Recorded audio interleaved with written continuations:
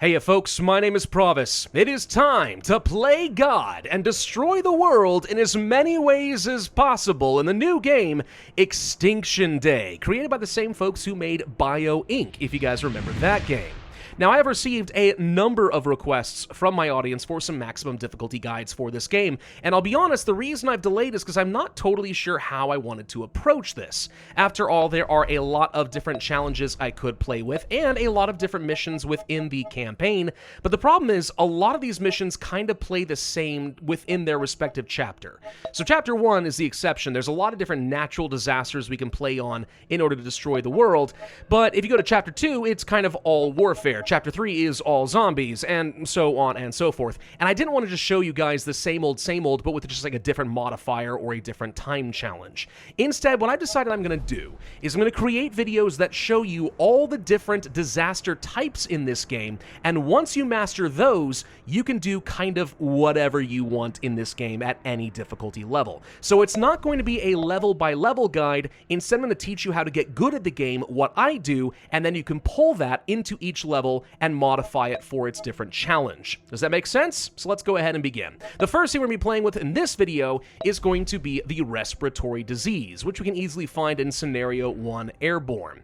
Now, before we continue with this, I need to explain a little bit about the perks. Again, just bear with me. As you play this game and you beat it on different difficulty levels, you're going to gain some experience, and as you level up, you're going to unlock some perks. These perks are extremely important at the maximum difficulty. You can get away with it on normal difficulty easily enough, or even hard, but once you get to brutal, especially cataclysmic, you're going to need some of these. And as you continue leveling up, you will not only have new perks, but you'll also upgrade existing perks. So if you are watching this guide and you don't have the same perks I do at the same level, don't worry. What I'm going to show you is more of a base principles thing. As long as you follow this, you'll mostly be okay, but if you're still struggling, you might need to play the game a little bit more, unlock some better perks, and then circle back around. So for the respiratory disease, what I would recommend are a couple of different things. I almost always recommend taking passive damage. I find this to be very, very strong. I'd also recommend going for biohazard if you have this unlocked. This is going to make your respiratory disease very, very impactful. Beyond that, I almost always am going to start off with influence. This is a very, very useful skill for reasons I'll show you. And then finally, free enhancements. This is going to save us a lot of different souls. This is pretty much my lineup I take into almost every disease, except for maybe biohazard. I'll swap that around for conflict or natural disasters, depending on what I want to do. The fifth slot is your wild card, and you can use this based on the challenge, right? If you need to go for a time challenge and kill the world quickly and you're not worried about their attempts to cure you, well then maybe go for something like weaker humans, reducing their HP. Or if we're playing as the respiratory disease, I know that this is a very energy-hungry disaster type. So going for something like more energy is actually very, very impactful. Or if you feel like you're just fine and you don't need any help, go ahead and pick up the XP boost. It'll help you level up just a little bit faster, which is what I'm going to do for this particular example. But again, more energy is probably what I would recommend in this case. Let's go ahead and begin. Now, right off the bat, I recommend you go ahead and pause the game. Let's kind of survey our surroundings. If you haven't seen this game before, the world is broken up into a number of different regions. We will gradually be spreading our disasters to these different regions and killing off all the little simulated people living on the surface of the planet. There's a couple things I would recommend that you do. First and foremost, before you do anything, let's spend some of our influence points. If you had the influenced perk, which means we get some extra points to start with, and this is very, very helpful.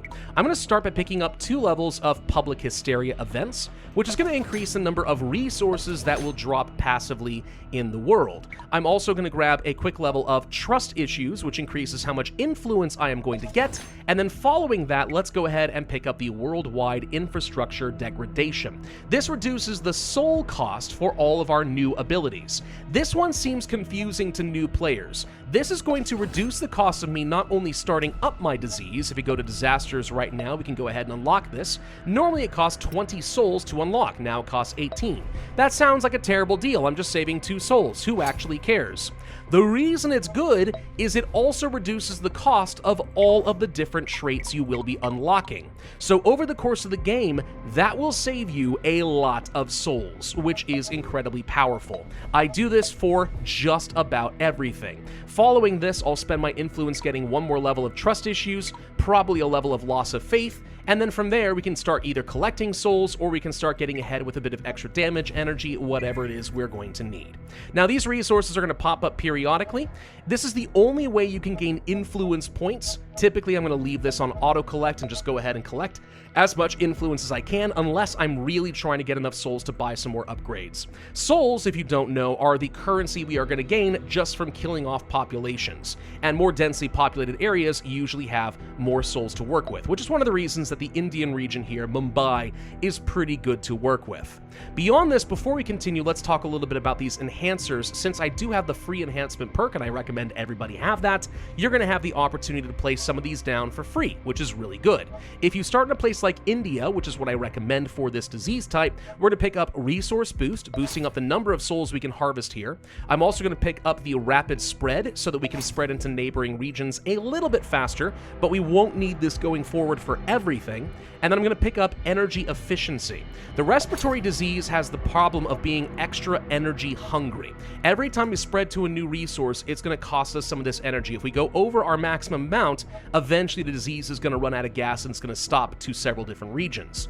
So the more energy that we have, the more we're going to be able to spread. That's the main crux of the respiratory disease. There are a few really good perks alongside it, though.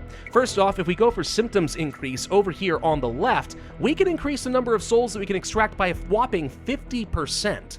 So with the respiratory disease, the idea is you're never going to run out of gas. You're going to have tons and tons of points to work with. We also can solve our energy issues a little bit by going for RNA resistance, which increases a little bit how much energy we get per cycle. Not a lot, but that's going to lead to DNA efficiency, which improves the effect of my energy efficiency enhancer by 20%.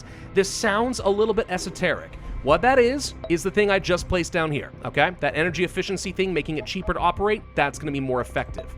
And the thing is, that becomes really good when you also pair it up with things like this emergency response failure, which is going to boost that up by another 100%. So between this effect plus that special ability with the respiratory, energy efficiency is largely going to be solved if you use this pretty much everywhere. You can infect large swaths of the world all at once. Let's go ahead and upgrade that trust issues I had talked about. I'm going to get loss of faith, and that means we're going to have even more souls we can harvest. Now let's talk about actually upgrading this disease. First thing we'll do, pulmonary attack. This boosts up the amount of damage that every pulse of our disease is going to do in this region, and you can see the little people are taking a bit of damage. As they start dying off, that's how we're going to start getting some extra power. Periodically, we are going to spread to nearby regions. That's why we got the rapid spreader. You can see here we could spend 10 energy trying to move over here to Shenyang, but that's too much, and we're going to run out of gas, so that's not a great idea. Same thing over here with Saigon, which is unfortunate, but until we get some more energy, it is what it is. Generally, what you'd like to do is finish infecting a region. Asia West is these two regions here together. Destroying an entire region has a global decay effect where you start doing damage to the entire world. It's just like BioInc in that way. So it's really good to have, and I would strongly, strongly, strongly recommend it. Let's go ahead and pick up disaster containment failure. I don't always go for this, but for the respiratory disease, I will. This boosts up my energy production by a little tiny bit. If I can get up to like 18 or so, then that's about the point where I don't mind moving over to another region. As long as I attach some energy efficiency to it, I should be able to afford it. But we need a little bit more souls for this all to work. We could actually boost this up by one more right now, and I think that it will. That's not so bad. So now we're up to 18 production. So if I want to go over to region, yeah, I can go ahead and do that. Let's go ahead and start off in Shenyang. I know it says it's too much, but we have some free things, so let's do the energy efficiency. That brings us down to 19. We'll boost that up in a little bit. Let's get some more resource boost, and I'm going to go for another round of rapid spread, but I shouldn't need any more rapid spreads beyond that. Between these two, that should get me most places around the world, including starting in North America, which is pretty good. Now, at this point, I have enough influence to work with for a lot of what I want, so I'm going to swap over to auto-collecting some souls instead, just for a tiny bit of extra gas. That'll help us get that energy efficiency I was looking for. Other things that are really good to get. Once the humans have enough alertness of you, they will eventually start developing countermeasures in order to start trying to slow down your growth. This can be weird because at 50% alertness, that's when they start doing the countermeasures. It gets faster and faster as time goes on. Once those countermeasures are in place, you have to spend spend corruption points in order to get rid of them, and you'll see what that is in a bit. Eventually, though, they're going to start building the Ark, their attempt to save humanity by getting off of the planet. That is going to be your win condition. You have to destroy the world before that's able to happen. Anyway, let's go over to our disasters. I'm going to pick up the RNA resistance. That's going to get me the energy I need, and now we're affecting two very soul-rich areas at the same time. Let's go ahead and speed things up, and we should be able to collect quite a lot. Now, I think we're going to be able to spread to a lot of places pretty easily here. We should be able to get into Europe and so on, but we can only really affect two regions at the same time. This is where normally, if you're playing this game, you'd want to go ahead and pick up another disaster like storms and have them all working at the same time. That said, I'm not worried about it. I'm kind of showing things off for you, so I'm going to try to destroy the whole world with just this one passive. Let's go ahead and grab that DNA efficiency, which is going to bring our energy consumption down to only 15, and from here, if I can get one more influence point, and actually I'll go ahead and auto-collect for that next time around, we will be able to get that energy efficiency boost once again. Beyond that, let's go ahead and move over to other things. I want to pick up, let's say, probably the asymptomatic hosts. This increases the number of people who get infected with every pulse. That's pretty good. We could also start working toward the symptoms increase for the 50% extra souls. The thing is, the good thing about the respiratory disease, it kind of goes under the radar when it comes to alertness for at least a bit. It's starting to build up now because we've affected two very dense areas, but you can kind of spread around the world before they're even going to worry about you, at least for a while. Anyway, 50% more souls is just going to boost up my economy by a frick ton. It's amazing. Waiting for one more resource drop here, please, and then we can get that energy and start affecting another region. Humans are now more vigilant, so countermeasures are now developing. Let's go ahead and grab the emergency response failure. This, again, especially good here. Wouldn't use it most of the time. Now, what we can do is also start spending some of our influence on things like reducing alertness, which at this point, too little too late. Like, if we had done this just a little bit earlier, it would have been fine. But I still pick it up because I want to go to moral decay. This means whenever we destroy a territory, we reduce the arc progress by a little bit. But the main reason you go for it is this right here, influence control. Increases the chance of overruling human countermeasures. This is going to be very relevant for us in a bit. Let's go ahead and move to probably Saigon next. I will get another energy efficiency. It's barely enough to get this, but now we're going to be affecting all three of these regions. More resource boost, and from here on out, let's go ahead and grab things like amplified damage. I want to start killing faster, because at this point, the humans know we're here. We need to go ahead and just start killing them as fast as we can. Let's go for things like the severe cough, which is going to increase the area of effect where we do things. I'm also going to grab heat resistance in this case, because we can do more damage in hot regions. And guess what? A lot of Asia would be considered to be hot. I know, it's crazy. We can also go for another level of pulmonary attack, just increasing the amount of damage we do, and 100% of targets are going to be affected. And if I want to go for cold damage, I can, but that's not especially relevant for me right now. We could boost up the effectiveness of the area increase enhancer. I don't really use that, so I don't think that's going to be useful here. Instead, let's go ahead and boost up the amount of damage from the amplified damage effect, one we just picked up. This is good, but what's really good is the next level, fever spikes. This is going to give me a 50% crit chance and 50% crit hit damage. This means now we're going to start doing a lot more damage. Do not be surprised if your souls start going up by an absolute ton. So let's go ahead and get some additional upgrades. I want to get some more severe coughs, blah, blah, blah. Like, we don't have to, at this point, like, keep relying on the disease. Like, it would not be a bad idea for me to go ahead and pick up, like, another disaster, like the storms. But again, I'm going to save that for a little bit later. Let's go for some, well, I could go for some extra critical hit damage, but now I'm looking at that energy cost, and I'm kind of second-guessing that. Let's go for the amplified damage effect. Let's go for another level of the severe cough. And we're kind of good to go. Like, at this point, there's really not much more that I need to do. Our disease is pretty much getting maxed out. We could go for a few other little disasters, and these are active abilities. One that I really like is Asteroid. I'm going to go ahead and show this to you, but I plan on doing a whole nother video for this later. Let's talk about the countermeasures, which just fired off. So once in a while, once this bar fills up, humans are going to launch a countermeasure against you. It's random what it does. In this case, the disaster is going to stop for 176 days. Let's say I don't like that. We can spend our corruption points to roll this wheel and try to get rid of it. If I increase the number of points I'm willing to gamble, then we can kind of increase the odds that this passes. Now, this is where this thing is supposed to come into play, so let's go ahead and pick it up. And now, instead of an 80% odds, it's 100% odds if I were to roll with these 4 points, which I shouldn't need to do. What's confusing about this, and I really wish the devs would fix it, they should just remove a slice of the pie. Even at 100% chance, I feel like once in a while I still hit 0, and it makes me wonder if this thing even works. In theory, it does, But let's just go ahead and spin the wheel. Sometimes you get lucky, sometimes you don't. There we go. All right, so that's gone. Now we don't have to worry about it. We resume doing a bit of damage. And you can see, by the way, that India is falling pretty rapidly.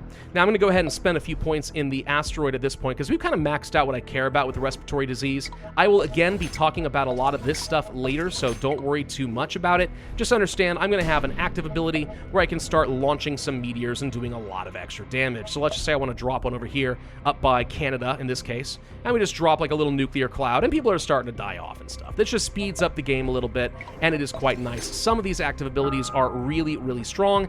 Some of them are really, really not. Let's go ahead and move over back to Persia in this case. We're going to go for some amplified damage, and the energy efficiency is pretty much always a necessity. I'd like to also spread down here into Sydney. I don't need energy efficiency on this one, but I will go for the amplified damage. Again, the reason I'm doing this is I want to destroy all of Asia West for the decay, and by picking up this little region, that's the rest of Asia East. So now both of these are going to be affected, and we're going to start infecting the rest of the world a lot faster as a result. Now, some of these zones are starting to run out of points for us, so our soul generation is going to slow down a little bit. That's okay. Over here, let's go for a rapid spread, and let's go for another resource boost, because it should pay for itself pretty nicely here. More asteroids? Sure, I'll just drop one over here for fun. Boom! Enjoy that one. I hope that hurt. Easy peasy. Lots of souls coming in. Asteroids are great for that. More countermeasures. They're trying to heal themselves. No, we're not going to do that. Oh, see, we missed that one. It does reduce the odds of failure again by a little bit. It says that this should be a 62% chance of success. I just don't know how much to believe the wheel, but either way, that's been dealt with, so okay. What else do I want to do over here? Let's go ahead and grab some radioactive debris, and the energy cost can get reduced for this, and blah, blah, blah. Like, it just doesn't matter anymore. The respiratory disease generates so much souls. You, like, really aren't going to be struggling, in my opinion, in this game. Like, you'll be doing just fine. Let's go for energy efficiency right along here. We can grab Johannesburg as our next place. I shouldn't need the rapid spread, so we're going to go for the amplified thing and the energy efficiency. And sure, why not just go ahead and farm out some additional souls? Looks like this place has died off too. Where else can we go? We can move into North America. Let's go ahead and pick that up. And as before, rapid spread, amplified, and we'll go for the energy efficiency. So if we can pick up some additional stuff, we will do so. I find with your active abilities, it's great to just kind of pick some regions where you're struggling to either kill, so you can speed them up for the moral decay, so like drop this in Persia so it dies faster, or regions where you don't think you're going to reach before the humans build the Ark, so just go ahead and start killing it off. Asteroid is phenomenal for that. You can destroy huge swaths of the world, absolutely no problem at all. At this point now, I've upgraded fully the asteroids, and I don't really benefit much from my disease anymore, so I mean, we could go for like airborne and stuff, but like it doesn't matter. You know, we've kind of got everything that I need. Now with some extra influence points, what I will do is go over here and we will pick up things like weak prevention, which is going to reduce the energy cost of using things like meteors. And we can also boost up the damage of all abilities, the attack size of active abilities, right? Like there's a lot of good stuff you can do. This left tree has almost always good stuff in it, and you should absolutely be making use of it. 100% you should. Phenomenal stuff to be had. But like, I don't really have any use for souls now, ironically enough. Like, it doesn't really do anything now. Let's go ahead and get rid of this energy cost thing. Not that it matters, so we'll do that. I'm gonna go ahead and pick this up in London. Go for this. We don't need the rapid spread. We'll go for the area of attack and stuff like that. We're good to go. So this is going to die. Looks like Eastern Europe is going to be dying pretty soon. We can now move over into Africa. You'll see here that it's all kind of like collapsing really, really fast now. Like, and that's kind of how this game works. You go slightly under the radar for just a little bit. Then once you start knocking out entire regions and you start getting that global decay, everything starts falling apart oh so very, very fast. I want to get more damage. I want to get the area of attack. I want to go down over here into Caracas. Same deal. That's all my souls are good for anyway. This speeds things up. We have one region remaining that I have not been able to kill, so that's fine. Let's just go ahead and start applying some of these asteroids. I will do a separate video where I talk about all the active abilities. It's kind of hard to win the game with just active abilities. That's why I usually go for modifiers where you boost up the passive abilities instead. I find those to be far more consistent. But when you're sitting on lots of souls like I am right now, I mean, like, why not? Now notice this whole place is about to die. There goes South America up there. We're waiting on a little bit here. No, don't slow down my disaster. Don't do that. I'm going to spend all my corruption points just to go ahead and resume this. And this should now fall apart in 3, 2, 1, dead. And that's the end of the world. They didn't even get to 50% arc progress in this case, and at maximum difficulty, we easily won that. Now, on all of these challenge missions here, the campaigns, you will see that there are some tasks. This is not something I'm going to cover in this guide, but they kind of change the way you approach some of these missions just a little bit because they're bonus objectives. So for example, do like, I don't know, 500,000 damage with volcano abilities and stuff like that. You can do them. They're worth doing for the extra XP, but don't do them on Cataclysmic difficulty. Go ahead and knock them out. Once you've done it once, you're done with it forever. You might as well do it on an easy difficulty, and it's a good way of trying to farm out some extra XP so you can unlock upgraded perks. Then you start taking on the maximum difficulty.